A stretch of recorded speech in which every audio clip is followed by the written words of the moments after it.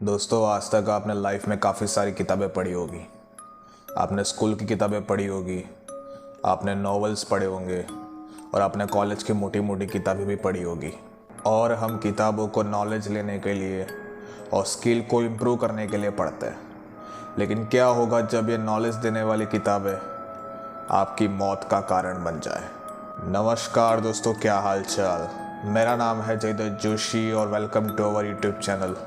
आज की इस इंटरेस्टिंग वीडियो के अंदर हम बात करने वाले हैं दुनिया की ऐसी 5 श्रापित और डरावनी किताबों के बारे में जिसने आज तक ना जाने कितनों की जान ली है और ना जाने कितनों का जीवन बर्बाद किया है।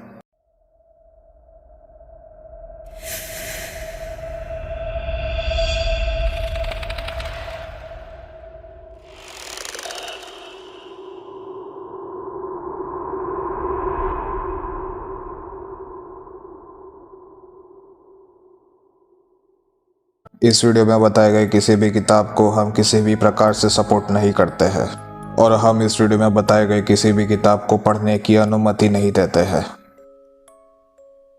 कंफर्टेबल होकर बैठ जाइए दोस्तों, क्योंकि इस वीडियो का टॉपिक बड़ा इंटरेस्टिंग है और इसलिए इस वीडियो को पूरा देखें और ऐसे ही इंटरेस्टिंग वीडियो के लिए हमें सब्सक्राइब करना ना भूलें। हमारी आज की श्रापित और डरावनी किताबों की लिस्ट में जो सबसे पहले नंबर पर है उसका नाम है कॉडेक्स सेराफिनियस। ये जो कॉडेक्स सेराफिनियस बुक है ये एग्जैक्टली 1981 में पब्लिश हुई थी और इस किताब को 1976 से लेकर 1978 के बीच में इटली के एक एस्ट्रोनॉमर और जो कि एक आर्टिस्ट भी थे, लुइस सेराफिनियस, उन्होंने ये किताब को लिखा था। वैसे तो लोगों की माने तो ये बुक बस एक काल्पनिक दुनिया पर आधारित है और वास्तविकता के साथ इसका कोई संबंध नहीं है। लेकिन जैसे ही आप इस बुक के बारे में जानते हो तो आपको पता लगता है कि ये बुक सिर्फ कल्पना तक सीमित नहीं है। ये जो कॉडेक्स सेराफिनियस बुक है इसमें लगभग 360 पेजेस है और इसके अंदर जो लैंग्वेज का इस्तेमाल हुआ है वो लैंग्वेज भी पूरी तरीके से काल्पनिक है और आज तक इस किताब को पूरी तरीके से डिकोड नहीं किया गया। आप इस इमेज को देखो, ये इमेज उस बुक में से ली गई है और आप देखोगे कि इस इमेज के अंदर ना जाने कैसे ही विचित्र पेड़ पौधों के बारे में बताया गया है जो कि आज की वास्तविक दुनिया के अंदर पता नहीं एग्जिस्ट करते भी है या नहीं। इस वाली इमेज में आप क्लियरली देख सकते हो कि जिस तरीके से पेड़ पौधों के बारे में बताया गया है वो काफ़ी अजीब है। लेकिन बात जब तक पेड़ पौधों तक थी तब तक तो सही था, लेकिन जैसे आप इस किताब में आगे बढ़ोगे तो आप देखोगे कि इस किताब के अंदर अजीबोगरीब ह्यूमन क्रिएचर्स और स्ट्रेंज टेक्नोलॉजीज़ के बारे में बताया गया है। दोस्तों, रिसेंटली आपने ये वाली वीडियो तो देखी होगी जिसमें एक महिला प्लेन में दावा करती है कि इस प्लेन के अंदर सेफ शिफ्टर है। दोस्तों, सेफ शिफ्टर वो होते हैं जो इंसानों के साथ साथ जानवरों का भी रूप बदल सकते हैं और सेफ शिफ्टर पर एक डेडिकेटेड वेल रिसर्च वीडियो इस चैनल पर आने वाली है, तो उसके लिए सब्सक्राइब कर लेना। आपको जानकर हैरानी होगी कि इस कॉडेक्स सेराफिनियस किताब के अंदर सेफ शिफ्टर के बारे में भी मेंशन किया गया है। कॉडेक्स सेराफिनियस किताब के अंदर एक पोर्ट्रेट है जिसमें दिखाया गया है कि एक बेड पर एक कपल सेक्स कर रहा है और धीरे धीरे वो कपल एक क्रोकोडाइल में कन्वर्ट हो जाता है। आप इस इमेज को स्क्रीन पर देख सकते हो, काफ़ी वियर्ड है ना। इस किताब के अंदर जो लैंग्वेज यूज़ की गई है उस लैंग्वेज को तो आज तक डिकोड नहीं किया गया, लेकिन इसके जो पोर्ट्रेट है उसको ही समझा गया है और लोगों का तो ये मानना है कि ये किताब बस एक फ्रिक्शन इमेजिनरी वर्ल्ड पर बेस है और रियलिटी में इसका कोई लेना देना नहीं है। लेकिन ये जानने के बाद आप क्या सोचते हो दोस्तों कि ये सच में जस्ट एक इमेजिनरी किताब है या फिर इस किताब का ऑथर सच में कुछ कहना चाहता है। हमारी आज की श्रापित और डरावनी किताबों की लिस्ट में जो दूसरे नंबर पर किताब है उसका नाम है द बुक ऑफ सोएगा। जब बात आती है दुनिया की सबसे श्रापित किताबों के बारे में तो उस लिस्ट में द बुक ऑफ सोएगा का नाम भी ऐड होता है और लोग इस किताब को मौत की किताब भी कहते हैं। द बुक ऑफ सोएगा के अंदर काफ़ी सारी जादुई चीज़ें और काफ़ी सारे वियर्ड और स्ट्रेंज रिचुअल्स के बारे में बताया गया है। ये किताब में बस 197 पेजेस है और इस किताब को आज तक कोई व्यक्ति डिकोड नहीं कर सका। लेकिन जॉन डी नाम का एक व्यक्ति हुआ करता था जिसको लोग एक स्कॉलर मानते थे, जो बहुत बड़ा विद्वान था और जिसने दावा किया था कि इस किताब को मैं डिकोड कर सकता हूँ। काफ़ी सारे लोगों की और कहानियों की ये मान्यता है कि जो जॉन डी नाम का व्यक्ति था, उसने एक एंजल को इनविटेशन भेजा था इस बुक को डिकोड करने के लिए, और उस एंजल का नाम था यूरियन एंजल।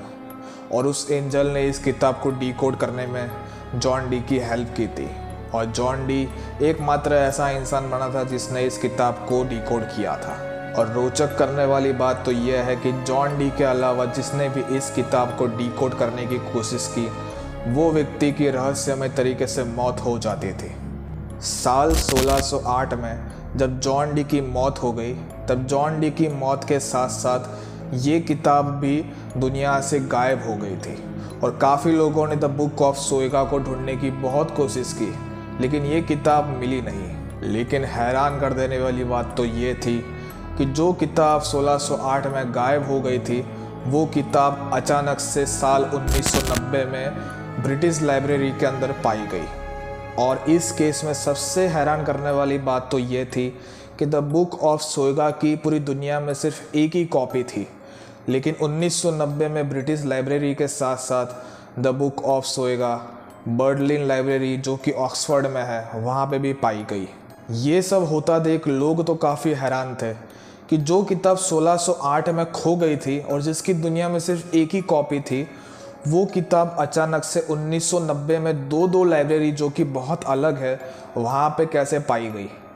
और आज भी वो रहस्यमय किताब द बुक ऑफ सोएगा की दोनों कॉपी उसी लाइब्रेरी में सही सलामत रखी हुई है। और हमारी आज की रहस्यमय किताबों की लिस्ट में जो तीसरे नंबर पर किताब है, उसका नाम है कॉडेक्स गिगास बुक।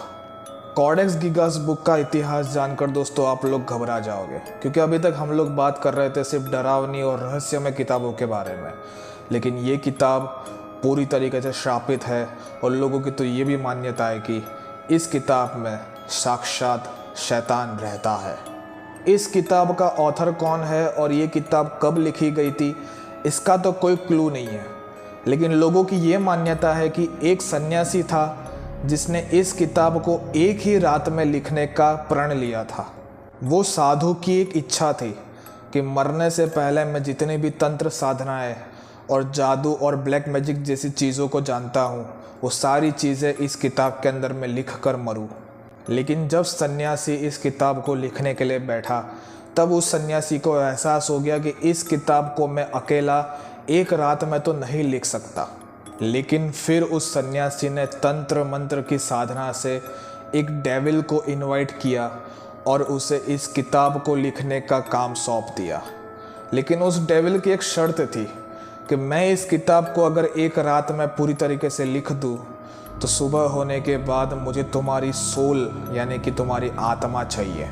सन्यासी ने डेविल की शर्त मंजूर कर ली और डेविल को कहा कि अगर ये किताब एक रात में ख़त्म हो जाती है तो मैं तुम्हें वादा करता हूँ कि मैं मेरी आत्मा यानी कि सोल तुम्हें समर्पित कर दूँगा। माना जाता है कि सन्यासी ने और उस डेविल ने इस किताब को एक ही रात के अंदर पूरा लिख दिया था। और सन्यासी ने इस किताब के एक पन्ने पर डेविल की बहुत बड़ी एक पोर्ट्रेट भी बनाई थी, और माना जाता है कि ये वही डेविल है जिसने इस किताब को लिखने में उस सन्यासी की मदद की थी। कॉडेक्स गिगास बुक ना कि सिर्फ अंदर से बाकी बाहर से भी बहुत ही ज़्यादा विचित्र है। इस किताब की लंबाई लगभग 36 इंच है और इसकी चौड़ाई लगभग 20 इंच की है, और इस अकेली किताब का वजन लगभग 74.8 kg का है। और आप स्क्रीन पर जो इमेज देख रहे हो, ये उस किताब की असली इमेज है और ये आज भी हमारे साथ मौजूद है। इस किताब के अंदर लगभग 320 पेज है और इसके सारे पेजेस लेदर के बने हुए हैं, और माना जाता है कि इनके पेज को बनाने के लिए लगभग 160 यानी कि 160 गधों को मारकर उनकी स्किन से इन पेजेस को बनाया गया था। इस किताब के अंदर उस सन्यासी ने जो डेविल की पेंटिंग बनाई थी, उस डेविल की पेंटिंग की हाइट लगभग 20 इंच की है, और अभी तक पाई गई सबसे बड़ी डेविल की पेंटिंग इसी किताब के अंदर है। फ़िलहाल तो इस किताब को स्वीडन की एक लाइब्रेरी में एनाबेला डॉल के जैसे संभाल कर रखा हुआ है, डू नॉट टच के साइन के साथ। कहता है कि इस किताब के अंदर आज भी वो डेविल रहता है और जो भी व्यक्ति क्यूरियोसिटी के साथ इस किताब को पढ़ने की कोशिश करता है वो व्यक्ति की अनजान तरीके से मौत हो जाती है। हमारी आज की रहस्यमय किताबों की लिस्ट में जो चौथे नंबर पर किताब है उसका नाम है नेक्रोनोमिकॉन बुक। अगर आप मरे हुए व्यक्तियों से बात करना चाहते हो और आप ये चाहते हो कि आप मरे हुए व्यक्तियों से संपर्क करो तो इस किताब को आप पढ़ सकते हो। कहा जाता है कि इस किताब के अंदर मरे हुए व्यक्तियों से बात करने का तरीका बताया गया है और साथ ही साथ तंत्र और ब्लैक मैजिक्स के बारे में भी काफ़ी सारी रहस्यमय बातें इस किताब में लिखी गई है। इस किताब को कब और किसने लिखा इसका तो कोई जवाब नहीं है, लेकिन इस किताब को फ्राइडे द 13th सीरीज़ और इविल डेड जैसी हॉरर सीरीज़ में भी दिखाया गया है। फ़िलहाल इस किताब को मासाचुसेट्स यूनिवर्सिटी में सही सलामत रखा गया है और इस किताब को most haunted book of all time भी कहते हैं। आज की हमारी श्रापित किताबों की लिस्ट में जो आखिरी किताब है वो आप सभी की फेवरेट है और उस किताब का नाम है नीलावंती ग्रंथ। भारत में जब श्रापित किताबों की बात होती है तो नीलावंती ग्रंथ का नाम सबसे ऊपर आता है। नीलावंती ग्रंथ एक सबसे रहस्यमय किताब है और माना जाता है कि इस किताब को एक यक्षिणी ने लिखा था। अगर हम कहानियों की माने तो कहानियों के हिसाब से नीलावती ग्रंथ को साल 1150 में लिखा गया था, वो भी एक यक्षिणी के द्वारा। और कहते हैं कि ये किताब उन किताबों की कैटेगरी में आती है जिसे पढ़ना स्ट्रिक्टली मना है और इसी वजह से भारत में आज नीलावती ग्रंथ पूरी तरीके से बैन है। कहते हैं कि इस किताब के अंदर मैथमेटिक्स, एस्ट्रोलॉजी और ब्लैक मैजिक, वशीकरण जैसे रहस्यमय चीज़ों के बारे में बताया गया है। और इस किताब की सबसे रोचक बात तो यह है कि इस किताब के अंदर भूत प्रेतों से बात कैसे की जाए, पेड़ पौधों से कैसे बात की जाए और अलग अलग प्रकार के जानवरों से कैसे बात की जाए इसके बारे में भी बताया गया है। सबसे बड़ी रोचक बात तो यह है कि इस किताब में एक दावा किया गया है और वो दावा यह है कि जो भी व्यक्ति इस किताब को पढ़ता है वो व्यक्ति जानवरों से बात कर सकता है और वो व्यक्ति दुनिया के किसी भी प्रकार के जानवर से ईजिली कम्युनिकेट कर सकता है। आप मुझे बताइए दोस्तों कि अगर आपके पास जानवरों से बात करने की ताकत आ जाए तो आप उसका क्या करोगे? नीचे कमेंट सेक्शन आपके लिए खुला है और मुझे आपके विचार जानने में काफ़ी ज़्यादा इंटरेस्ट है, तो जाइए नीचे कमेंट कीजिए। इस नीलावंती ग्रंथ के अंदर लगभग 625 श्लोक लिखे गए हैं और हर श्लोक में कोई ना कोई रहस्य छुपा हुआ है। कहते हैं कि जिस यक्षिणी ने इस नीलावती ग्रंथ को लिखा था उसी यक्षिणी ने इस नीलावती ग्रंथ को श्राप दिया था कि जो भी व्यक्ति खराब नीयत से इस किताब को पढ़ेगा उसकी अकाल मृत्यु हो जाएगी और जो भी व्यक्ति इस ग्रंथ को आधा पढ़ के छोड़ देगा वो मानसिक तौर पर पूरी तरीके से पागल हो जाएगा। और ऐसे कई मामले हमारे सामने आए जिसमें नीलावती ग्रंथ को पढ़ने की कई लोगों ने कोशिश की, लेकिन जिन्होंने पूरा पढ़ा वो इस दुनिया में नहीं है और जिसने आधी अधूरी पढ़ी वो इस दुनिया में है तो सही लेकिन किसी को बताने लायक नहीं है। अगर आप चाहते हो कि नीलावती ग्रंथ के ऊपर मैं एक वेल रिसर्च डेडिकेटेड वीडियो लाऊं तो आप नीचे कमेंट में लिख देना। मैं तो बिल्कुल नहीं चाहता कि आप ऐसी कोई भी श्रापित किताबें पढ़ो, क्योंकि कब कौन सा श्राप सही हो जाए ये कोई नहीं जानता।